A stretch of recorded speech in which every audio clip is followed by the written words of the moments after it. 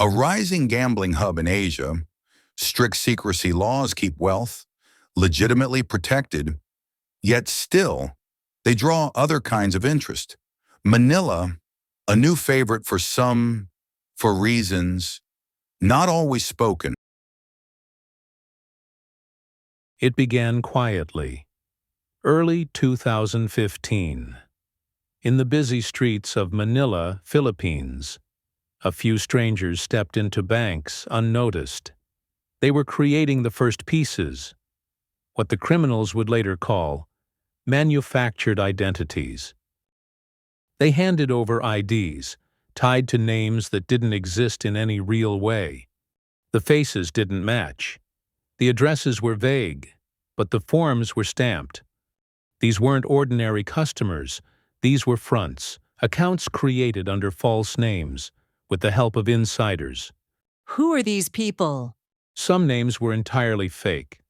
Others belonged to real people, used as straw men, paid to pose, told little or nothing. Their job was simple: open the account, hand it over to the operator, and disappear. The accounts look legitimate, but they were built to vanish. And while these accounts quietly waited, half a world away, the real players were already preparing for something far greater. Far from Manila, in the heart of Dhaka, Bangladesh, Bangladesh Bank began its day like any other. Staff logging in, checking balances, preparing for another routine workday. But then, a single click, a phishing email, carefully crafted.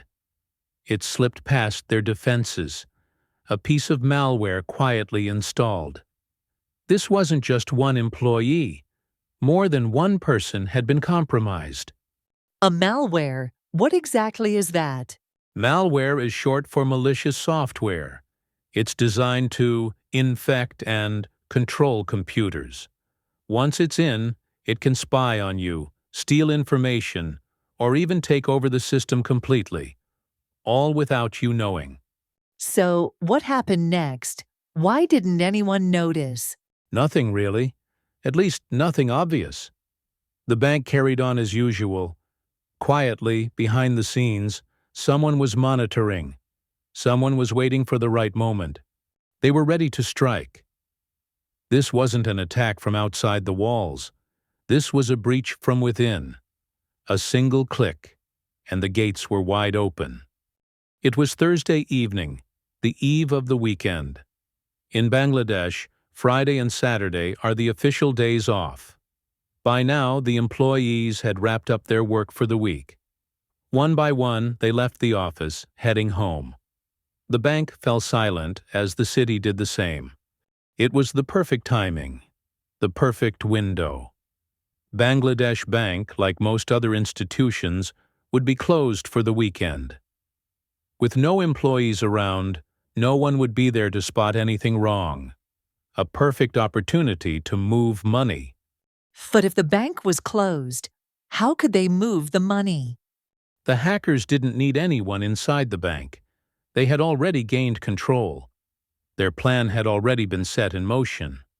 They could move the money without a single person stepping foot inside the bank. Behind the scenes, inside the bank's secure systems, a quiet storm was brewing, preparing for its strike.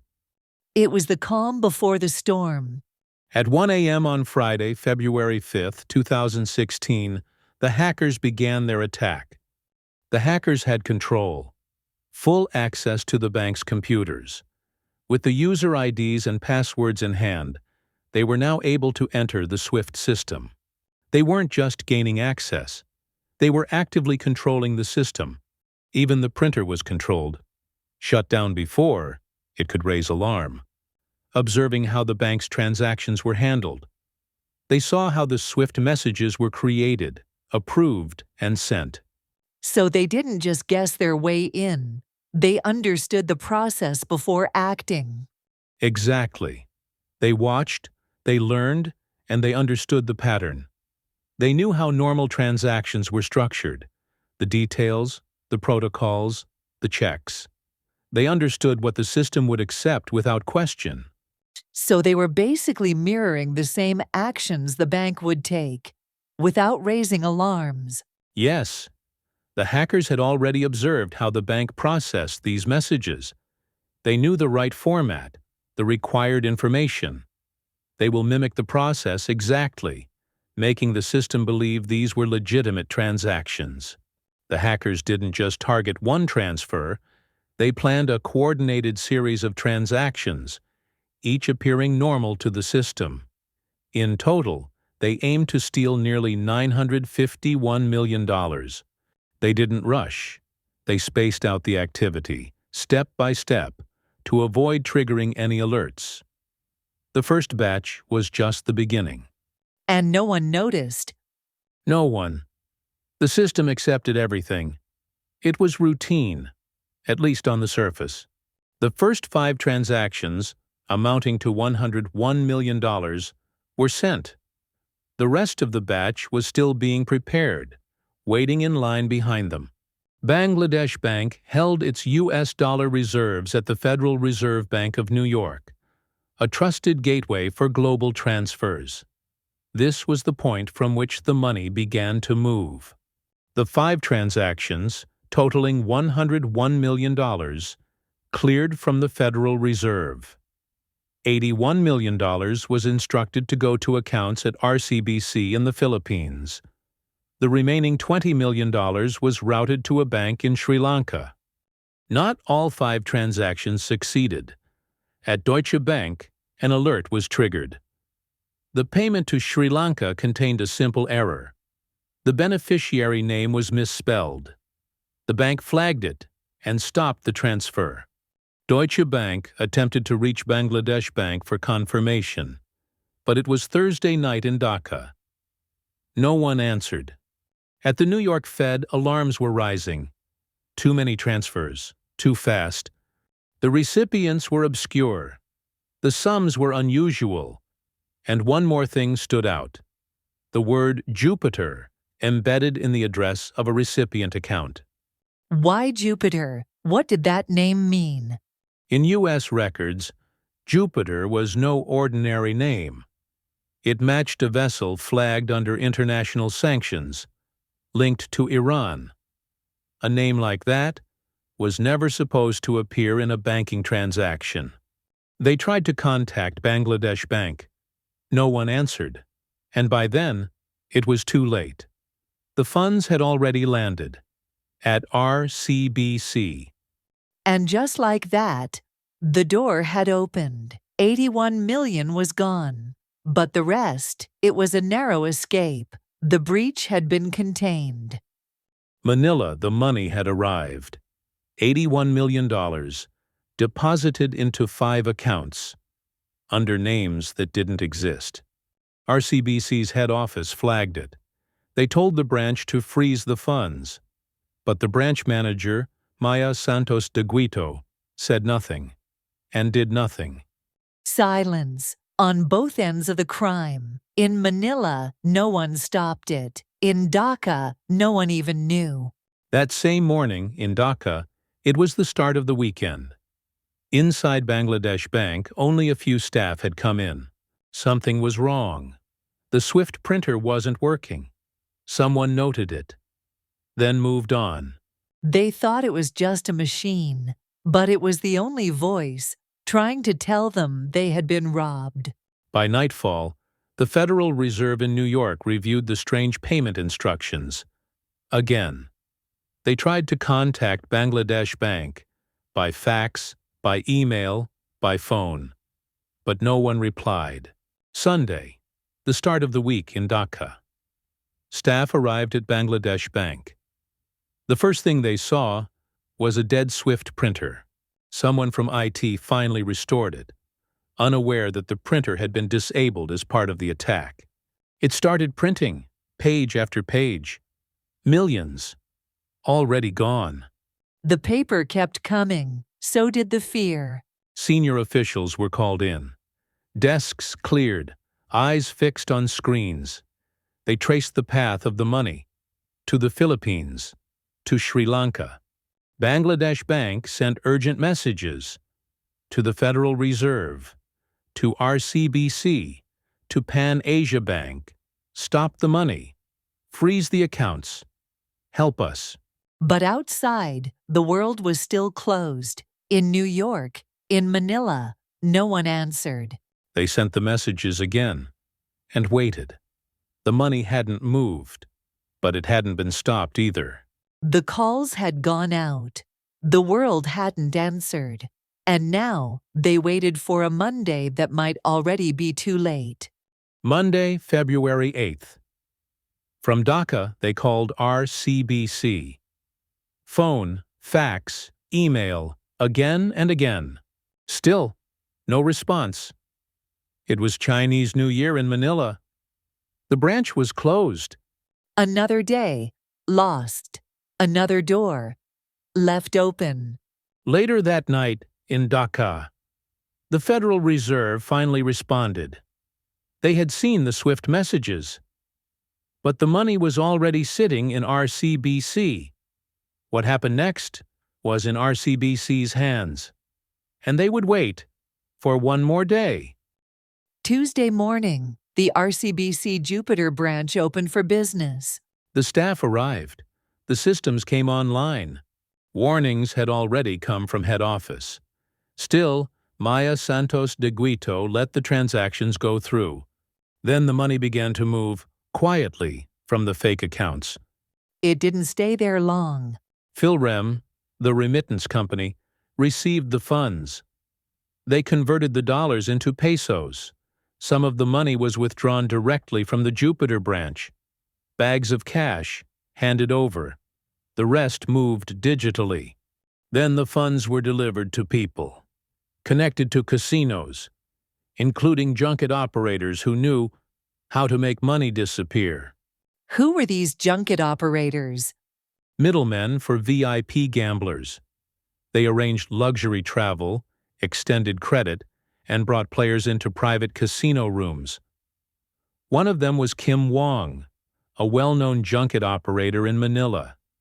Philrem gave them millions in cash. They walked it into casinos, bought chips, played little if at all, then cashed out as if the money had been won. It was laundering, clean on paper, dirty underneath. Not all the people who entered were real gamblers. Some were just paid to help move the money. They didn't come to win, just to make dirty money look clean. Meanwhile, in Dhaka, Bangladesh Bank was still hoping the money could be stopped. But in Manila, it was already gone, laundered through casinos. No names on the paperwork, no records that could explain the cash. The money trail had vanished. What began as stolen dollars now looked legitimate, and the people behind it had disappeared. Bangladesh Bank pointed fingers at the Fed for releasing the money, and at SWIFT for letting the system fail. But across the ocean, the answer came. The Fed said, "We followed digitally signed instructions and blocked 30 more before it was too late." SWIFT added, "The integrity of our system was never compromised. The breach happened inside Bangladesh Bank." But soon, the questions turned inward. The governor resigned. Others were terminated. Finger-pointing became policy. And then came the real autopsy. Based on investigations by cybersecurity firms and reports from international media, they found no firewall, no intrusion detection, no weekend monitoring, no urgency. And some of the hardware? Secondhand, just $10. There was still one chance to stop it. The bank where the money landed, RCBC in the Philippines. And the woman at the branch, Maya Santos de Guito. She knew she could have stopped it, but she didn't. Philrem was no bank, just a remittance company, operating outside formal banking rules. They didn't file suspicious transaction reports, but they played a key role in moving the stolen millions. The failures were systemic. Casinos weren't covered by Philippine AML laws. Philrem operated without strict KYC or reporting requirements. RCBC didn't follow KYC either, and never triggered an AML alert. In Manila, the Senate opened its hearings. Maya Santos de Guito, Kim Wong, the owners of Philrem, bank regulators, gaming officials, all summoned, alongside those caught in the shadows between duty and doubt. In 2016, Maya Santos de Guito was arrested and charged in connection with the Bangladesh Bank Heist. Her case was brought before the Makati Regional Trial Court. She posted bail and awaited trial. In 2019, the court found her guilty of 8 counts of money laundering, a sentence of up to 56 years, and a fine nearing 109 million pesos. Her conviction was upheld in both 2019 and 2023. She remains free. Her final appeal is still pending before the Supreme Court. She has consistently claimed she did not act alone, that she was pressured by higher-ups and followed instructions from above.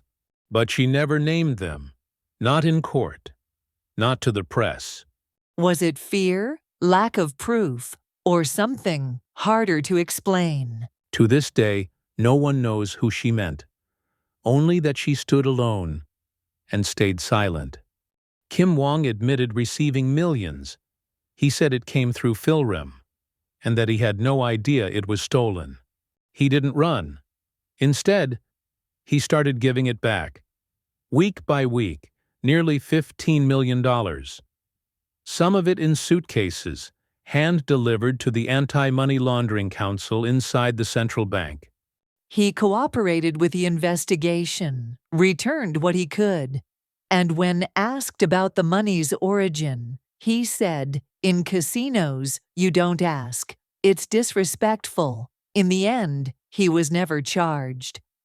Months later, the central bank imposed a record penalty, 1 billion pesos against RCBC, for failing to stop the laundering as it passed through their doors. And from Dhaka came a lawsuit. Bangladesh Bank filed a civil case against RCBC in New York, seeking to recover what was stolen and never returned. Philrem moved the money, fast, in bulk, and in cash. They said they were just following instructions from RCBC and from clients, including Kim Wong. Never convicted, but named in the civil lawsuit filed by Bangladesh Bank in New York, and their reputation and legal standing are still clouded. The Shalika Foundation in Sri Lanka was nearly sent $20 million, until a typo stopped the transfer. Its directors faced investigation and travel bans.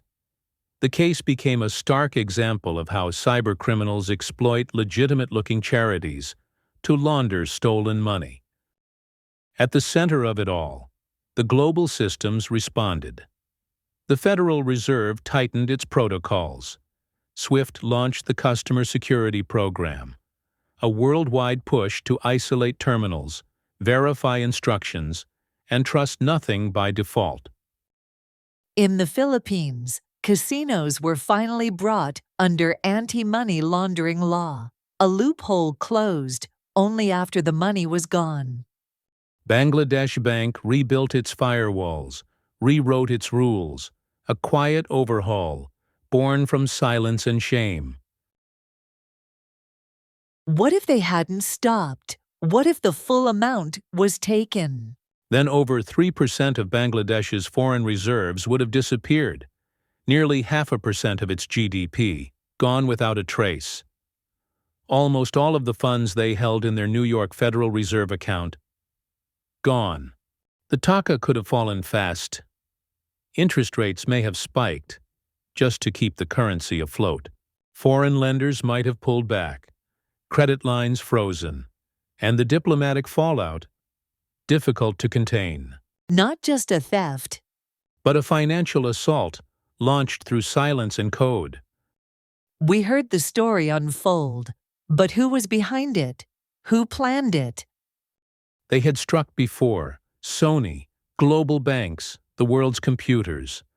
And the trail from this one pointed in a familiar direction, not proven in court, but signs led to a name the world already knew: Lazarus. If it was North Korea, then this wasn't just a heist. It was a move in a long game, one that didn't start with soldiers, but with silence. Has this ever happened before? We thought it began in Dhaka, but somewhere else, before the world knew what had happened here.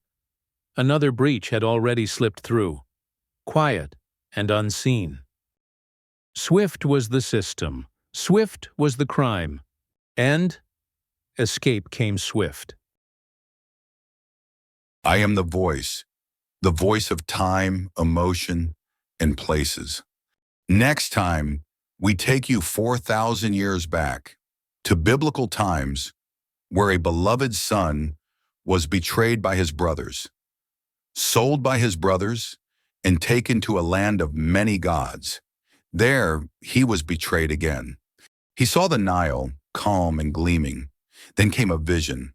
7 cows, thin, sunken, and strange. They rose from the river and devoured all that came before. Subscribe. Like. Because every story has a voice. And on Voices of Atlas, we listen to the ones long forgotten,